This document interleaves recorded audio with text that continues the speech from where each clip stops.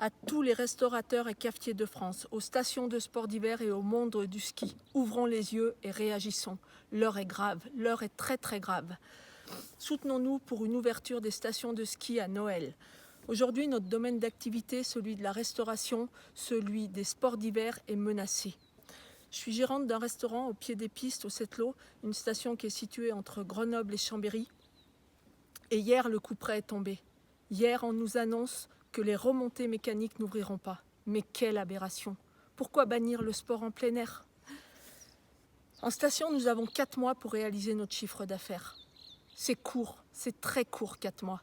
On nous enlève aujourd'hui 20% d'entrée de notre chiffre d'affaires. Noël et début janvier. Nous ne pouvons accepter cela. Il n'est pas pensable pour nous, cafetiers restaurateurs, de perdre les vacances de Noël.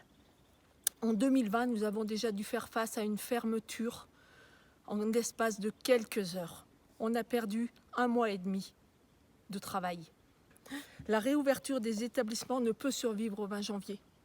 À cette date, 2/3 des restaurants auront fermé leurs portes.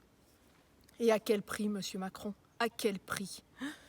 Le Covid génère de nombreux décès, nous en sommes conscients et nous soutenons le corps médical. Il n'y a pas de souci là-dessus.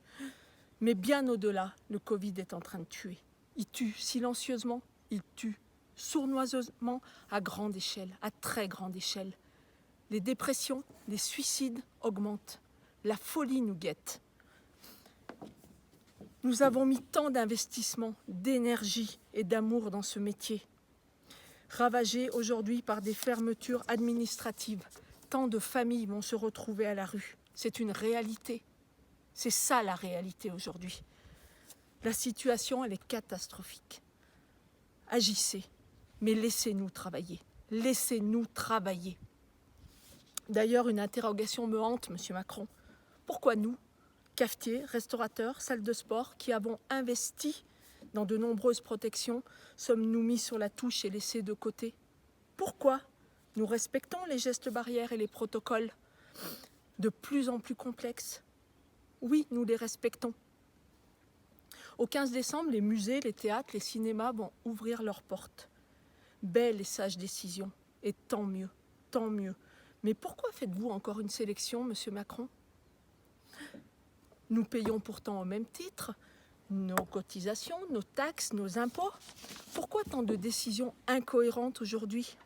Car le gouvernement est corrompu et tenu par des grands groupes? Monsieur Macron, vous vous souvenez, le jour où à plein poumon, vous avez hurlé « Ce que je veux, c'est que vous alliez me faire gagner. Ce projet, je le porterai dans la durée. Ce projet, je le porterai jusqu'au bout avec vous. » Monsieur Macron, prouvez-nous aujourd'hui que c'est vous le patron. Moi, je n'ai pas l'impression que c'est vous le patron, Monsieur Macron, aujourd'hui. Voyez-vous, ce que vous êtes en train de faire, est-ce qu'on va bientôt vous crier dans les oreilles? C'est que vous êtes en train de nous faire crever, Monsieur Macron. Vous êtes en train de nous faire crever. Ainsi, au nom de tous mes confrères cafetiers, restaurateurs, stations de ski de France, autorisez-nous à ouvrir pour les vacances de Noël. Laissez-nous le droit de travailler, le droit de travailler. Nous sommes les premières victimes collatérales du Covid et ça, c'est inacceptable. À tous les élus, les maires et les préfets que nous n'entendons pas, un peu de soutien nous ferait beaucoup de bien. Entendez cette détresse, entendez cet appel au secours.